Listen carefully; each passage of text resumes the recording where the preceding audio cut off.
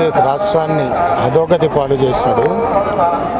అది కాకుండా ఆయన వెంకటేశ్వర స్వామికి సంబంధించి చాలా పెద్ద తప్పు చేశాడు. తను కానీ తన భార్య కానీ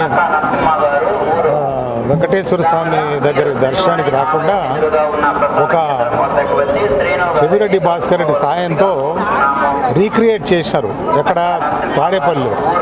అది పెద్ద పాపము. దానికి పనిష్మెంట్గా కనీసం ప్రతిపక్ష హోదా కూడా ఇవ్వలేదు భగవంతుడు. ఏది ఏమైనా చంద్రబాబు నాయుడు గారి నాయకత్వంలో రాష్ట్రం మళ్ళీ ముందుకు పోతుందని ఆశిస్తున్నాను.